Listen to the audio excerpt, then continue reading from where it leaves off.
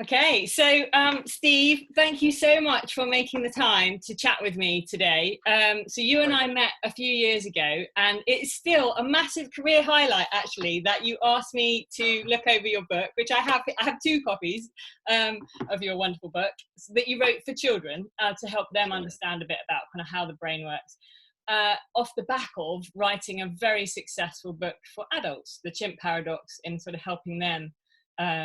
And I think we both share this passion of trying to find ways to kind of make neuroscience, psychology, psychiatry accessible and a way that people can kind of use it in their daily life and get something useful from it.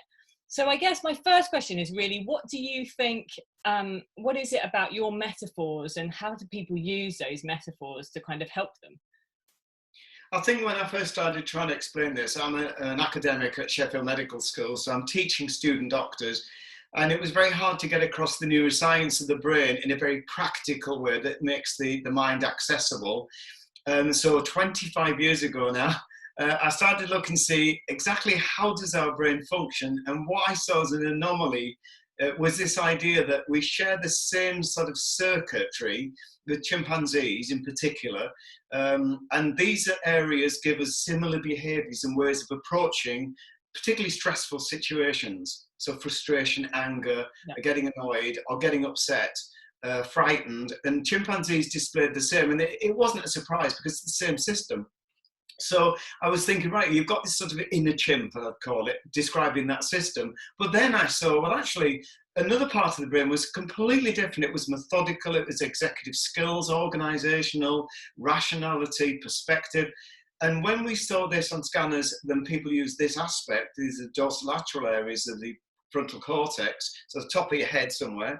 The person became very calm and rational, and I saw this in my patients and friends and myself. So I thought, in ourselves. That's a human. Mainly saw these in myself because I think that's how I learned. But then I came to this idea, well, actually, there's another part, there's a third system, which is just really like a computer. So I had this real anomaly to try and draw together a computer, a chimp, and a human. And I just thought, why not just give people that? Because that's what they actually represent.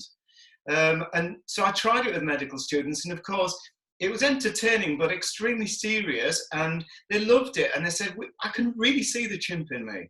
So it just became like something I used and taught and helped students with.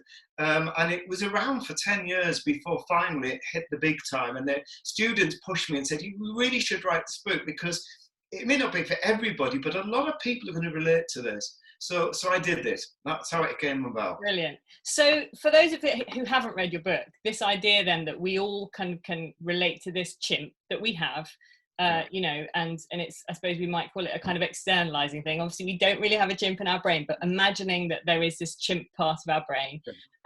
How does that help us at the moment, do you think, make sense of some of the confusing behaviours that we might be engaging in that we perhaps wouldn't usually, but during, this kind of quite challenging time we are? Yeah, I mean, I'm going to give the idea of this mass rush to get toilet paper and food and thinking, what kind of behaviour demonstrate? And this, to me, epitomises what I'm saying, that if I talk to people who've done this, what they'll say from their chimp brain is, which reacts very quickly, and therefore it's got to protect us and defend, it will look after self. And so they run out and think, I've got to look after myself.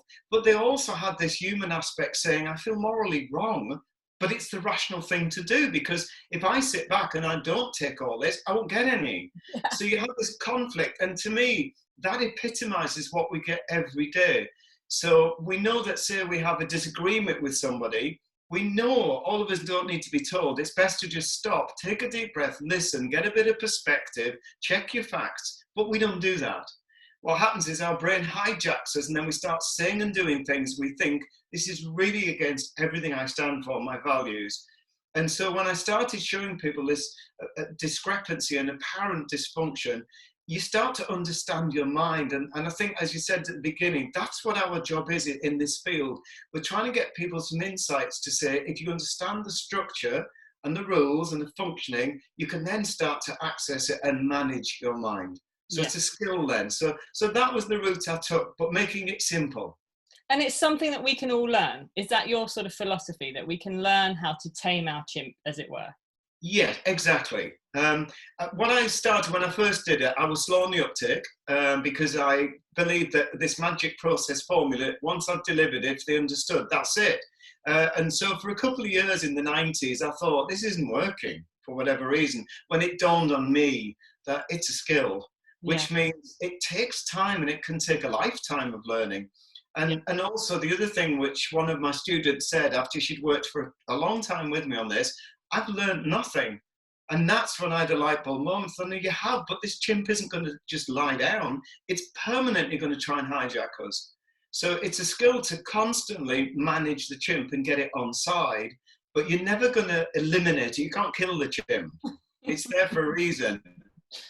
Yeah, and it keeps us safe. And once right? you accept that and make it a friend, exactly. Yeah, yeah. So we need it. We've got to be friends with it. So Steve, I know from your perspective and mine and our careers and sort of, you know, professions, this time where in the UK we're still in lockdown, can put a lot of challenge on people's mental health and well-being, and lots of the things that perhaps we know might exacerbate mental health problems can be created in the scenarios that we have right now. So I guess I was really curious to hear your thoughts on maybe one, how you've found taking care of your own mental health during lockdown, and two, I guess, any ideas or tips that you might share with other people that are going to watch this about things that you feel could be really valuable now. Yeah, okay. I haven't had a problem particularly with the lockdown. I think because I've got a lot of things I can do from home, and this is a catch-up. So in fairness, I don't feel it's really put too much pressure on me. However, the approach I'd take is to step back and say the first point from starting with someone, for me, this is just the way I work, is that you are the person who knows what's going to work for you. So it's great to get ideas and processes, but only you will decide how are you going to find out what works for you. So I do find a lot of people try reading magazines, which is great, but you have to start and say, well, what works for me? So for example, some people do need personal space. And so every day if they say, I'm going to structure time where I have 15 minutes on my own, just away from everything, or it could be 15 minutes with a coffee, it could be 15 minutes listening to music, they may say that really is something I need. Yeah. Whereas for me to say as a tip, now get 15 minutes alone, somebody might say that's the worst thing I want because my mind goes crazy and my chimp picks up and then I'm worse.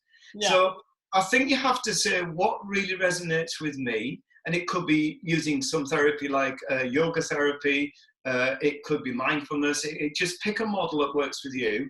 And I think work out what it is that your strategy is that works, so you can get ideas from other people. So I would recommend look at having some personal space to just stop and get a deep breath and remind yourself that unfortunately this is the norm for the next few months. It will come to an end and life will return. And what can I use my time to do in this period, because I won't get it again. And when we get back to hurly-burly, most people are going to say, I wish I now could have a little bit of lockdown. So let's see what we can do with it. So, but again, if I'm really honest, Hazel, you could say that to someone and then they'll say, well, that's not helping me at all. Yeah. So what will help me, and some of it will just be behavioural. It will be something like I'm going to distract myself and I'm going to sit down and learn a new language. Or I'm going to take up something I've never done, like getting the kitchen alight and buying some homemade baking kits and saying, let's go for it and learn how to do it and take your level you're at. So you've got to sit down and think, how do I best do it? Do I distract myself? Do I plunge in and really think about this? But I want to just... that changes day to day? Do you think some days it's like actually behaviour activation and let's just do stuff, and other days it might be like, today I need space, right? So it may be that different... Absolutely, I think you're spot on. Yeah, it's like raising a child. You can't have the same procedure every day because the child keeps moving around. You've got to work, what do I do at this point? And that's a parenting skill. It's not easy. Yeah. And the same with you. If you're managing a little inner chimp that's going to keep jumping, you've got to say, what will it behave with today? Which one day could be distraction, one day could be TLC, and one day could be really firm, saying enough's enough. You know, this is not how we're going to approach today. This is what we're doing, and we're not discussing it. Yeah. But there is a caution with this. When people try and manage the mind, but the starting point is always, and I wear my hat now as a doctor, is you must check that the machine is actually functioning well. So if you're not well and you're ill, then these models may help, but the prime place is to get in touch with your doctor or a clinical psychologist and get an assessment, because you may need treatment. You can't work with a broken down machine. So if you are struggling, which it's understandable that some disorders will be exacerbated, particularly things like obsessive compulsive eating disorders, depressive illnesses, these are things, it wouldn't be surprising to see them amplified a little bit. Definitely. So take it in your stride, but get help. Yes. And Steve, lastly, I know you work a lot with, elite athletes and sportsmen and women, and kind of helping them to manage their chimp under pressure. And I guess I just was curious about any reflections you might have for people who are perhaps experiencing an increase in stress and pressure right now. I think particularly there's that sort of slight hesitation about what the next stage might involve and how we cope and manage with that. And I know in the past we've had discussions about, thinking about what you can control and what you can't control, not just the chimp, but within your circumstances externally too. Are there any lessons you think we can learn from some of the ways that elite athletes might be coping with pressure that we could apply to this situation? Yeah, I mean, I get asked a lot, and obviously there are unique pressures to every group of people, and elite athletes have specific pressures, but I think everybody does. I keep saying I'm working currently with nursing staff in the NHS, and you can imagine their pressures are immense and unique to their role, as are to psychologists, to doctors, and anyone in this field.